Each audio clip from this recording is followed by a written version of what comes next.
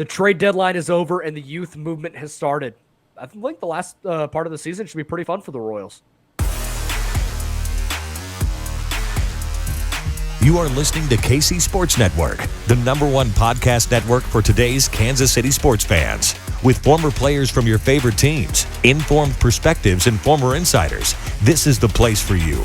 You can find us wherever you listen to podcasts or on our YouTube channel, all over social media, or our morning newsletter, KCSN Daily, dedicated to your Kansas City Chiefs. KC Sports Network is proudly presented by Emprise Bank, your partner in possible.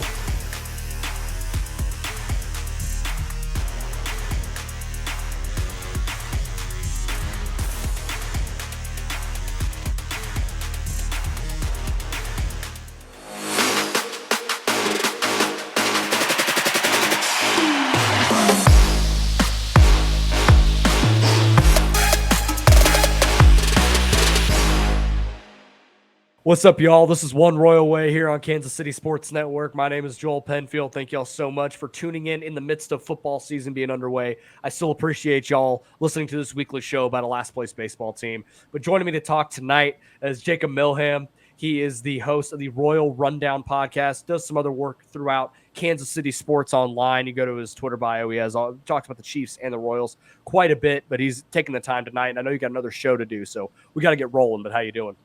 I'm doing all right, man. Hey, I'm staying busy like y'all over at KCSN. I'm just not as big. My umbrella is much smaller. I think it's like a water glass, while y'all are, a downpour. So I'm all here for it. Thank you very much for having me on. Hey, don't sell yourself short, man. You do great work. But we got a lot to talk about. Recap the trade deadline, some of the roster moves that have happened over the past week. Before we get to that, this show is always brought to you by Kansas City Strength and Conditioning. Let's hear a quick word from them. From the beginning, we knew right away that we wanted to do strength conditioning and a throwing program for the baseball and softball community. It wasn't something we were trying to back into or all of a sudden learn. We knew we were really good at coaching these skills from the get-go, and the fact that we're in the same business and the employees are all on the same page, we can write a program based off of what a kid needs, not just getting him stronger or faster from a general sense. It's what does this kid need? On the pitching end, we can say, hey, this kid needs such and such. He needs to do this or that better. A lot of times it turns out it's not something that needs to be fixed in the baseball cage or on the throwing mound. It actually needs to be fixed in the weight room.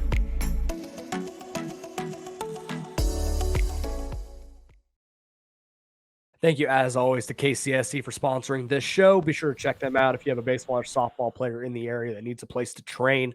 So the trade deadline has come and gone. I did a live reaction show on Tuesday, about an hour after the deadline. The Royals made a few moves. They made 3 trades within like the day of before the deadline, and then on the day of, they traded Emmanuel Rivera to the Arizona Diamondbacks for Luke Weaver, pitcher, who is likely going to be a reliever for the Royals, possibly works his way into the rotation next year.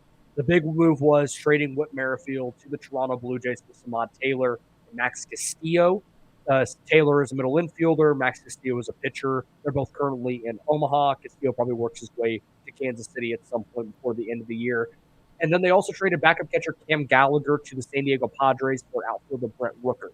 So not anything flashy, nothing crazy, but they made some of the necessary moves they needed to make by trading Andrew Benintendi and by trading Whit Merrifield, and then you got the couple ancillary ones by trading Rivera and Gallagher, 2 that I wasn't expecting, but felt like kind of obvious moves in hindsight. But what were some of your thoughts on what the Royals did at the deadline? Yeah, you really have to focus on what they did instead of what they didn't do. I know I was on trade deadline day. I was clamoring, seeing the returns on some of these relievers. I was like, hey, go knocking on some doors. Let's get Barlow out the door, and let's get some of these top prospects as well.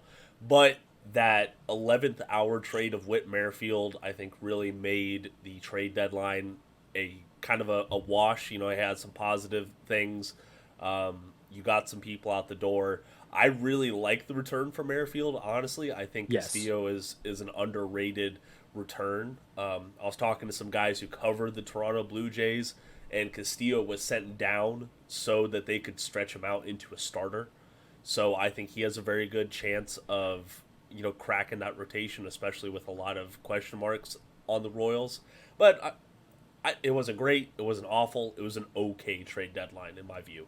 That's about how I feel about it. I'm not trying to focus too much on what they didn't do. I feel like they could have done more, but they made two necessary moves they needed to make, and to me that's fine. Like I'm good with that, and I'll leave it there. I wish they would have gone into the reliever market a little more, Yeah. looked at a Scott Barlow, at a Josh Sama, but with the years of control left, the Royals shot for the moon. They value these guys very significantly. There was some sniffing around Brad Keller, apparently, that was reported by Mark Feinsand. But again, with another year of control, I don't know if the Royals wanted to make that move. Could be one they revisit at the offseason, maybe. That could be a team goes and gets him as a cost control for one more year.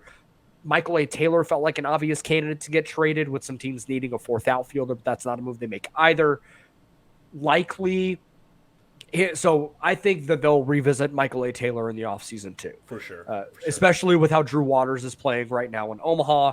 It looks like that could be your starting center fielder in 2023, and Michael A. Taylor becomes expendable.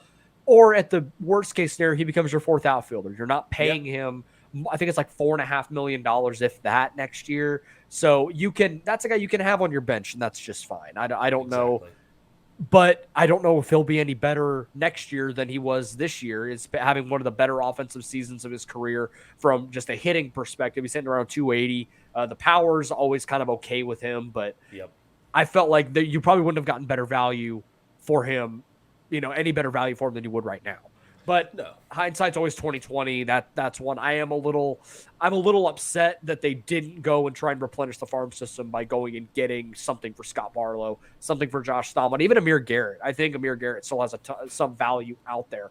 I know it necessarily hasn't worked out in Kansas City, but the right team, I feel like, can still fix him, and he's very valuable. So at the end of the day, the Royals did add 6 or 7 prospects that cracked their top 30. Yeah. So I think they just didn't they didn't really add any top tier talent. Obviously Waters was kind of the best prospect that they got before the trade deadline, but I don't know. I wouldn't say they replenished it, but they definitely made it a little bit more interesting, I think. I mean, what do you think?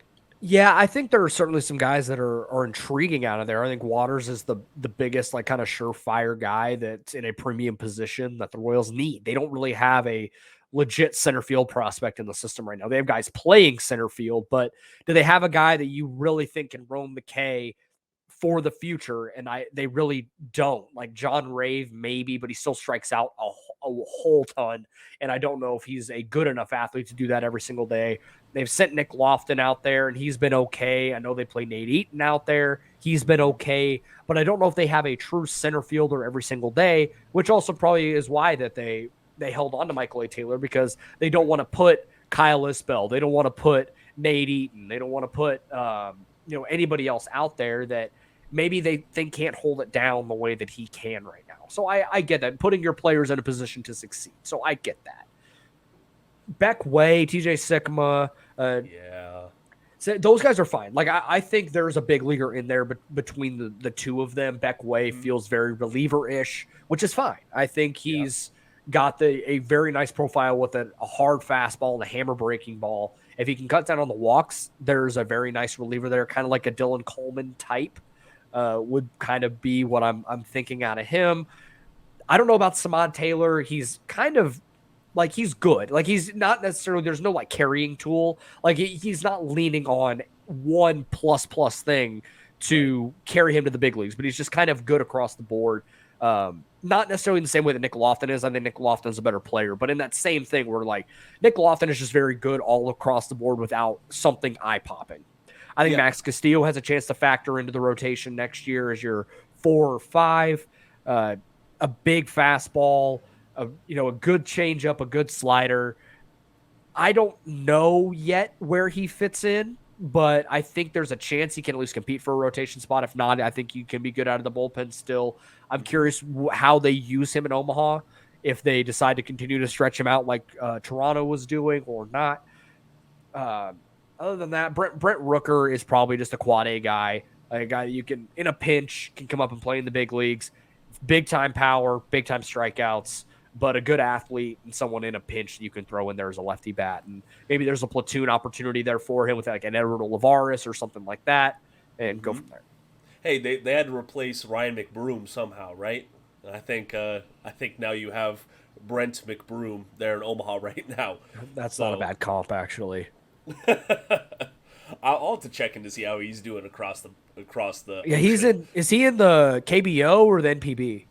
He's in the KBO, if I recall correctly. That's right. Yeah, I liked him when they got him. I was like, oh, this actually could work, and then it was just like, oh, he's just a jag. Hey, look, there are some guys who are just gonna be quad A guys. Yep. I've called Ryan O'Hearn that myself because he goes to Omaha and he looks amazing, and he comes up to Kansas City and he looks so. I don't know. I think quad A is a compliment for Ryan O'Hearn, but I'm not going to go any further down that road. I've done that way too often. But what was your favorite move of the ones the Royals made? You can go back to Carlos Santana if you desire, but of the trades the Royals made, is there one that kind of sticks out as like, do you think the best one that they made? Honestly, I think the best trade, in my opinion, by far, is trading that competitive balance pick, the 35th overall selection. Considering what the Royals have turned that level of pick into in the past, I'm blanking on which pitcher was selected there in the 2018 draft class. I want to say that was Lynch. So, I mean, Lynch has been solid, but he might also be an outlier for the Kansas City Royals, especially considering, how spotty the pitching development can be for this system. Now you get Drew Waters, a guy who is struggling in the Atlanta Braves organization, to Kansas City, where Kansas City has the correct hitting development coaches to quote unquote fix what was wrong with him. Andrew Hoffman, a pretty good return there.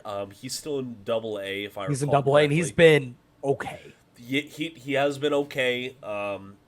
Last I checked, I'm kind of tossing it up to it's a change, different coaches, different environment. That might be it. But if he doesn't kind of have some more good outings by the end of the year, we might want to address that one a little bit more. He looked great for the Braves. So the good pitcher is there. The pitcher that can, go to AAA Omaha next year is there, but he just has to come out. And CJ Alexander, he is not a blow-away prospect, but here's the thing. He gives you organizational depth at third base. And especially with the Royals trading away Rivera, I'm not saying Alexander deserves an MLB promotion next year or the year after, but if injuries hit that position really hard, he could come up and at least competently play the position. Yeah, and that's a guy that absolutely hammers baseballs when he makes contact. And that's the operative word there because he strikes out a ton. Yeah. But when he makes contact, he hits it really hard. I agree with you that I think trading that comp pick was the best trade the Royals made, and that's not a knock on any of the guys that they got back. But when you just look at the value of what they were able to get, I like it. And here's just some perspective on how good Drew Waters has been since he's come to Kansas City. For AAA Gwinnett this year in 210 plate appearances in AAA in the International League, / 246, 305, 393 with 5 home runs, 16 RBIs, walked 7.6%, K'd 27.1%, 84 weighted runs created plus, so 16% below league average, and 5 stolen bases. Since coming to Kansas City in 78 plate appearances in Omaha, he's hitting 338, 423 on base, 676 slug, 5 home runs, 11 RBIs, 9 stolen bases. The walk rates come up to 12.8%. Still K'ing at 28.2, but that's come down 2% over the last week, so that's not nothing.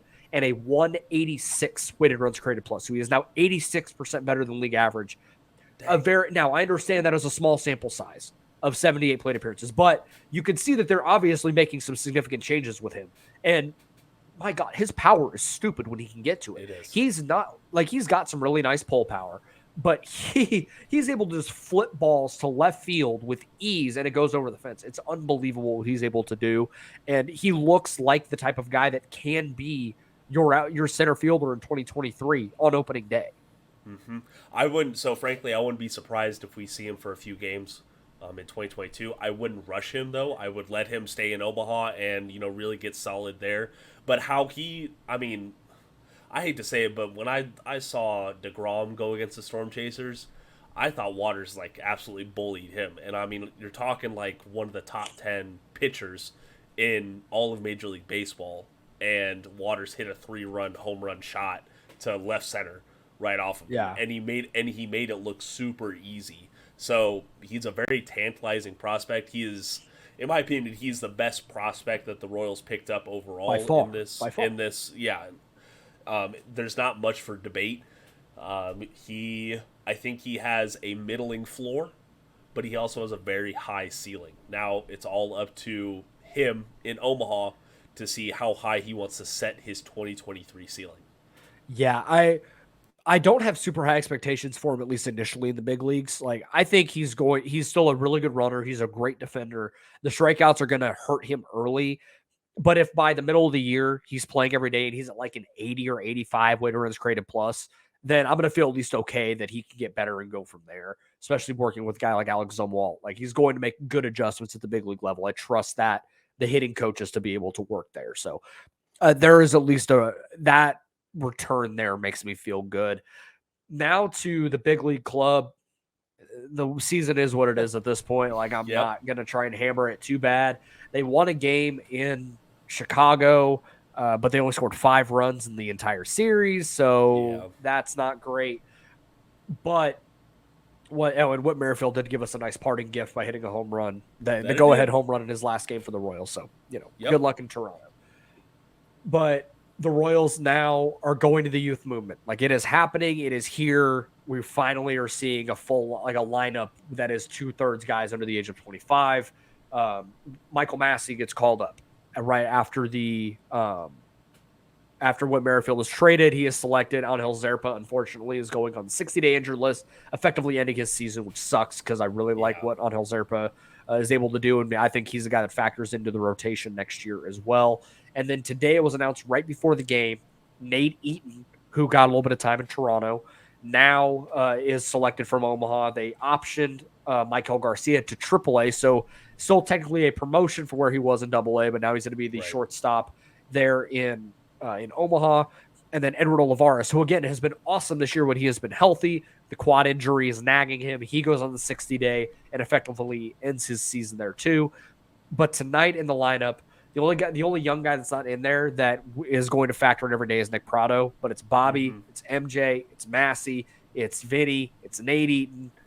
There's a good chance tomorrow all of these guys for a Friday night game are going to be in the lineup. And this does not mean that I think the Royals are going to magically turn their season around, but it's at least going to be interesting. For the first time all year, it actually feels interesting to sit down and watch the Royals every single night. Not just for Bobby's debut, not just for MJ's, not just for Vinny's debut. I know a lot of people watched those games for the debut and then probably started following casually.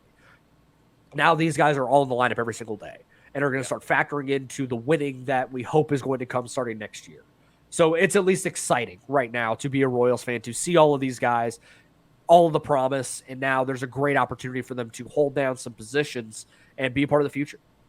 Yeah, there certainly is. And I'm just sitting here thinking about, it wasn't that long ago where it felt like we were pulling teeth trying to get the organization to promote Vinny Pasquantino, and now they're just bringing promotions, seems left and right. But this isn't just promoting players for the sake of promoting players. These are all guys who have very much deserved a promotion, and they have proven it at each level they have promoted to this season. I mean, Michael Massey, he had some batting stats that were like head and shoulders better than Vinny Pasquantino during their time together in Omaha. Nate Eaton, he has a lot of good defensive tools, and he has a solid bat as well. I missed if they scored his hit tonight as a hit or if it was an error. I don't know. Let me check the box score while you were still talking. But he is, he's already making an impact out there in right field right now. So at least the Royals are tantalizing again. They're interesting. And like you said, I don't think anyone should expect them to, even play 500 ball right now to close out the season. Like they're not going to win half of their games between now and then. They might, and that would be a great step forward to 2023. But I'm not going to expect that. I'm going to focus on the individual growth. I'm going to see, hey, is Nick Pratto? He had 6 strikeouts in the Chicago White Sox series. Is he going to improve on his plate approach? Vinny Pasquantino, his ground ball rate is it's climbing and climbing and climbing, and it ain't looking too good. Is he going to fix that before the end of the season? So team record out the door. If you want to be a negative Nancy, you could focus on that. But if you want to be positive, let's watch these young guys play and see what they can do. So for the record, Nate Eaton's batted ball was called a hit, at least according to the MLB box score. That could change later, but those types of things are not often changed unless it was blatantly obvious. So yeah, sounds like Nate Eaton gets a knock in his home debut at the K, and I think that's kind of cool for Massey and for Eaton, as these guys have gotten a little bit of big league time, but this is their first game at Kauffman Stadium. Yep. So it's going to be pretty exciting, and you got the Red Sox in town, so there's going to be a decent crowd there every night. So these guys are going to get a really good opportunity to showcase themselves and showcase themselves to the future of Royals fans. And I'm excited. I'm going to the game tomorrow. So I'm hoping to get to see a lot of these guys in there. And if you are looking to take your crew out to the K this summer, be sure to check out our friends at Tickets for Less. Ticketsforless.com has the best selection of tickets to all your favorite sporting events, concerts, and shows, including the Royals. Tickets for Less never charges per ticket fees, saving you big time over the other sites out there.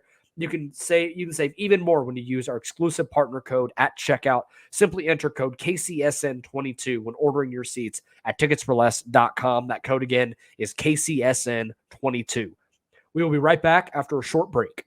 All right, Jacob, so I'll open the floor to you. Was there any topic that you wanted to bring and talk about, whether you need to vent, whether you need to something that you haven't talked about on a podcast yet that you feel like you need to air out what you got? Well, so there are a couple of points, but I would feel remiss if we didn't talk about it a little bit more on Whit Merrifield. I wouldn't say it was an unceremonious trade. Everyone, gave him his flowers on the way out. But at the end of the day, I'm going to do my best Nick Wright impersonation here. Bring my hands up into the screen. I think that Whit Merrifield was the best post-World Series Royals player on this team. I think he brought a lot of hope to the team. I think that he brought some competitive spirit to the team.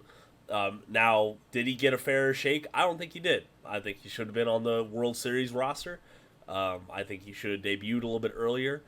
And that kind of threw off his career in the whole track of it. I mean, the guy's 33 right now, and he could, he very well should have debuted much earlier. But I do have to say, let's take away the vaccine statements for a second. Let's take away the kind of floundering performance early on in 2022. And I think, I really think that he is one of the best Royals players of the past couple of decades at least. And I think that he should get some recognition for that. Now you can push back on me all you want. No, I don't. I'm here for it. No, I don't have much of that, honestly. Like to be honest, he was my favorite player for since he came up. I love guys like him that had to grind to get there. Like there's something to be said for the Mike Trouts, the Bobby Wood Jr.'s, the Julio Rodriguez's, the Juan Sotos that can just roll out of bed and go hit 300 and just the natural talents there.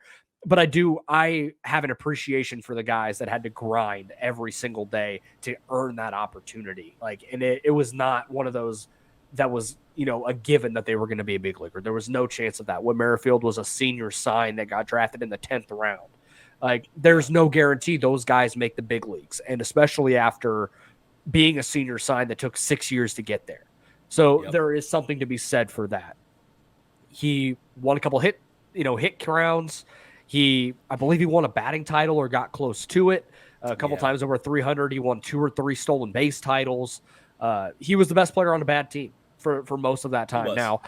Now was he the overall best? Maybe not, because I still think Salvador Perez, you got an argument there, but most consistent, sure. And the fact that you can go out and man the post for 550 consecutive games. I understand the streak should have been ended a hell of a lot sooner. But there is something to be said for being able to go out there and prepare and man the post for that many games in a row. And the fact that he did it, it was the longest streak in the big leagues by a mile, and he still wasn't going to come close to getting the Cal Ripken Jr. streak. No. So I think it's still a remarkable achievement to be able to do that. And he made a couple All-Star teams.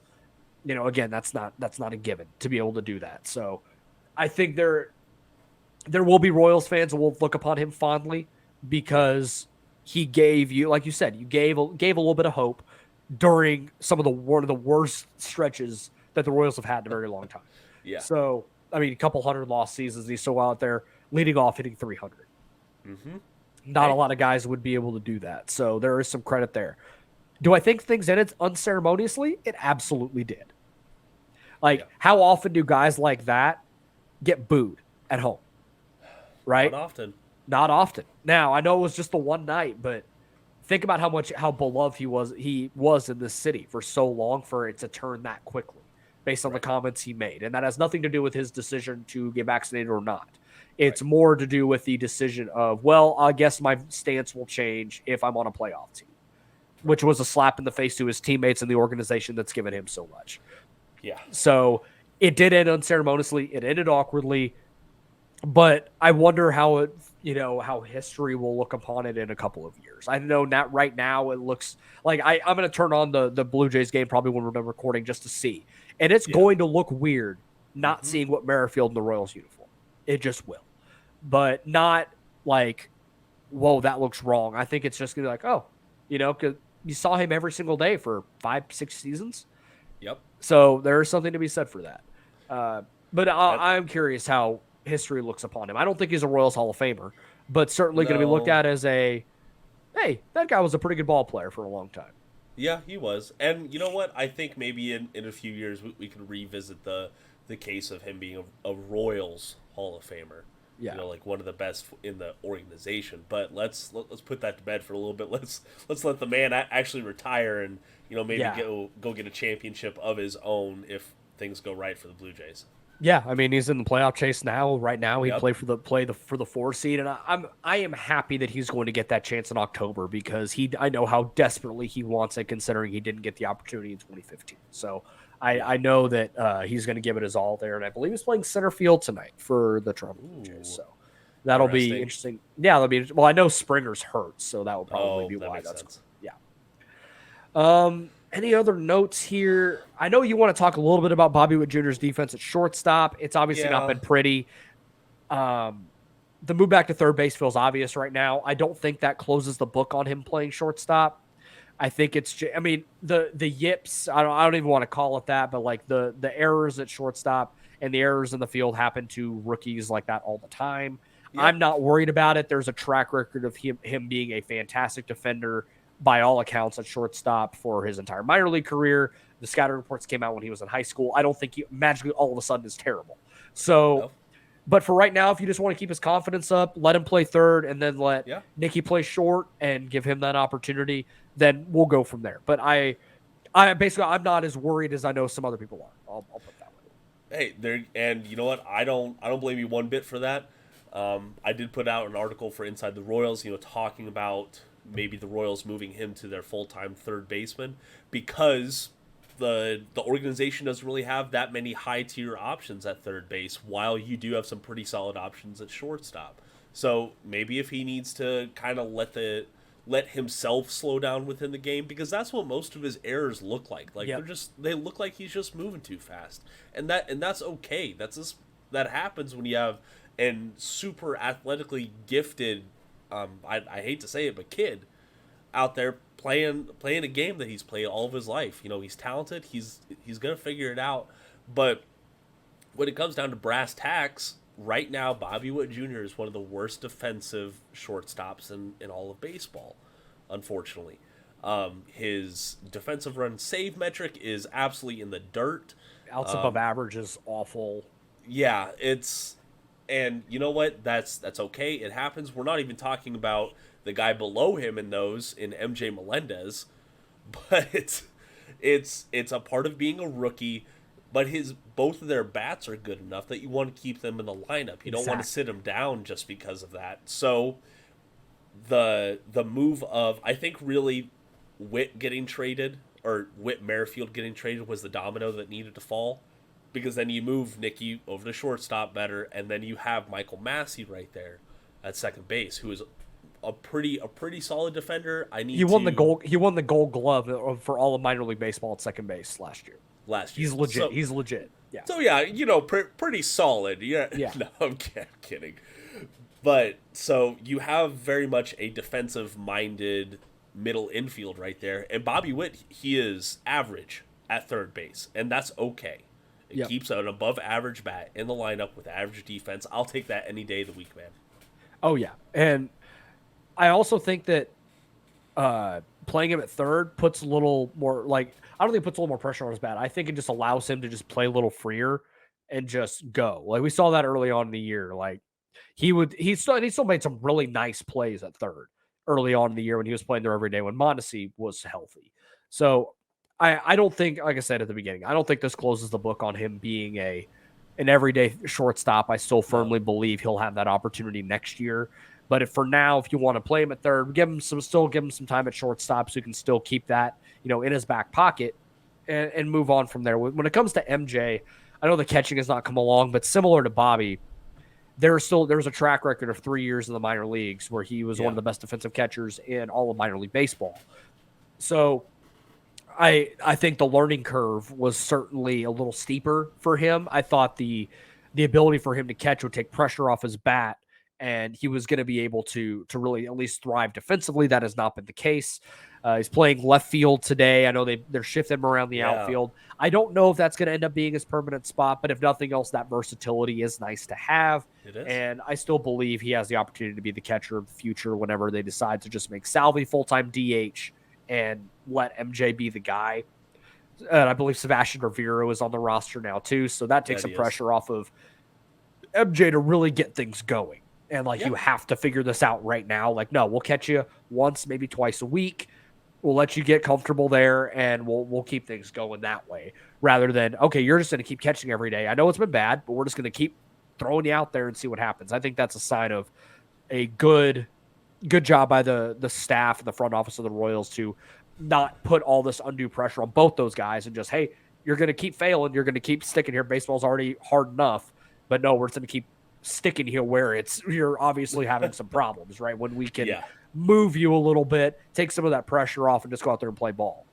Exactly. And I think you have to give kudos to this team. I think right now they do have pretty solid backup and versatile options at each position except for second base. I don't know who slides over if Massey goes down and Lopez is at another spot on the diamond. I can't think of someone off the top of my head. But you could probably bring up Michael Garcia. Oh yeah. So bring him back up, slide him over. But like I'm saying, if you want to give Bobby Witt Jr. another shot at shortstop, then you just swap him and Nicky. Nicky was pretty good at the corner. You need to give Prado a break like today. You have guys like Isbell, Eaton, Melendez who can go out there, and they're all kind of moving around together in those outfield spots right now. So we had a lot of pretty valid criticism of the management of this team, both on and off the diamond to start off the season. I think they have shown some better decision making in the late season. There is something that should be said for that, but I don't know, man.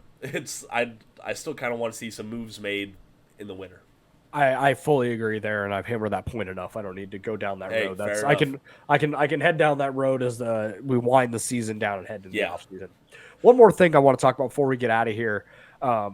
Brady Singer has impressed the hell out of me. I know this last start in Chicago did not go as planned, but he still went 6 innings and he gave up the 4 runs. But when you consider that last year, I don't think Brady Singer goes 6 innings and only gives up 4 in that game, right? I think he gives up 8 and is done in the 4th, right? It just feels that way. And then you look at the start he had in the Bronx, where he goes 7 innings, 1 hit, 10 strikeouts. He had a 2.5 ERA over the month of July. He had 3 or 4 starts with 9 strikeouts or more. He's becoming the dude that we all hoped he would be.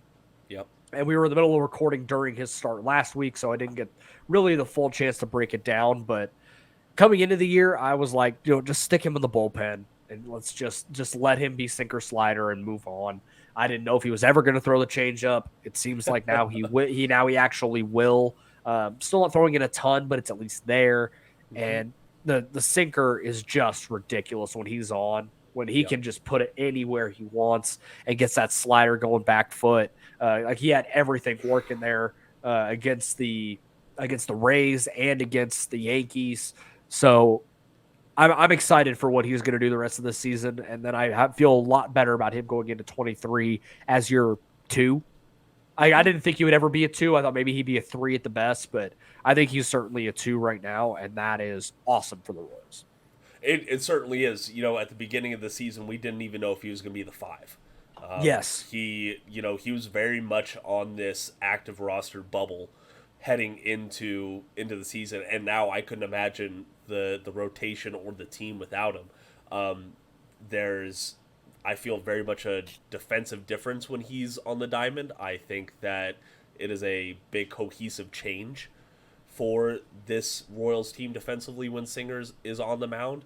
It could be confidence, it could be communication. I don't know what it is, but sometimes you just have those intangibles that you can see with the eye test, and that is one thing that Brady Singer brings to this Kansas City Royals team. And I mean, come on, when the guy's nearly hitting opposing batters with pitches that they're swinging at, it's just absolutely impressive.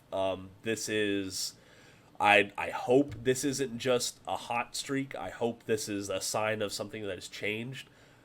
But it's certainly, flipped the script on his long-term outlook in Kansas City, in my opinion. I'm very excited to see his next start.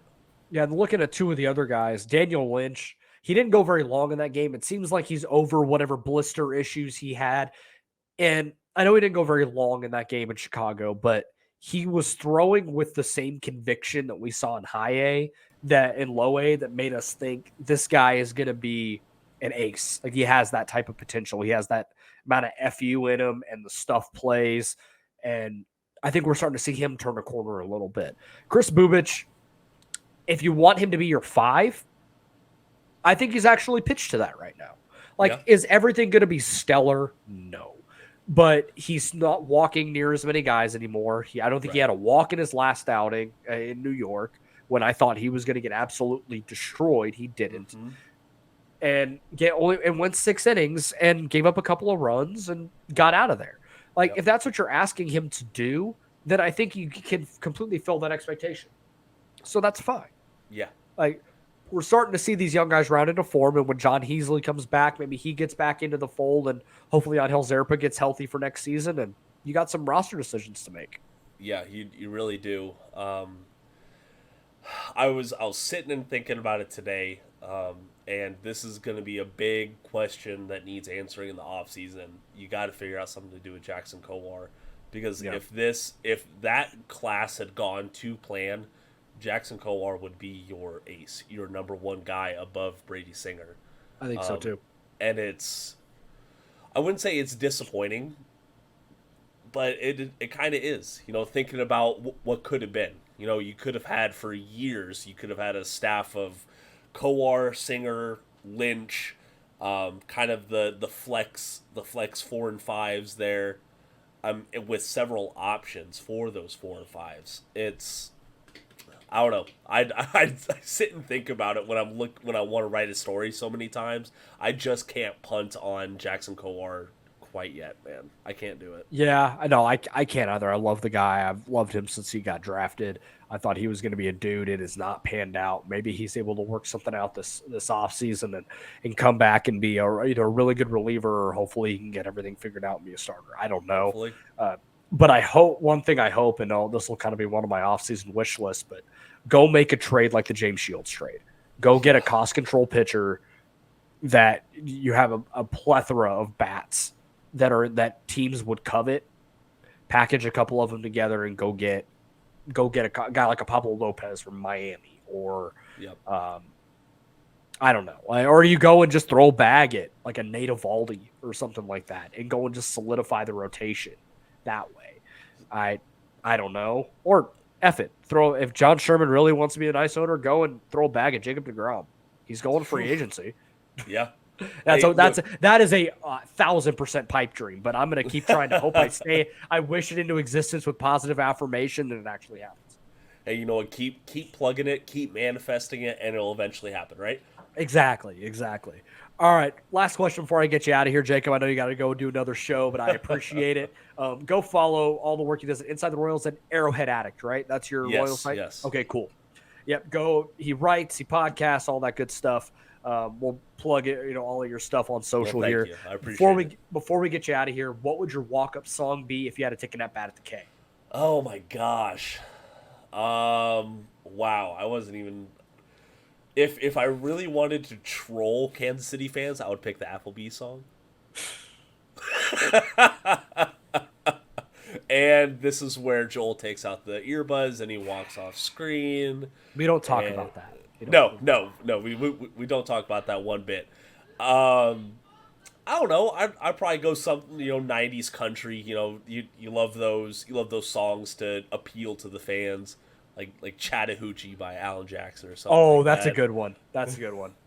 All right, I like that. I like that answer. Much better than Walker Hayes, huh? Yes, by a million miles. All right, well, Jacob, this has been awesome. Thank you so much. And everyone listening, be sure to go like this video, leave comments. I go and hop in there and answer any questions you guys have. Subscribe to the audio channel, subscribe to the YouTube channel. I know there's a lot of Chiefs content out there, but I appreciate anybody that listens to this or watches this. And we'll talk to you all next week.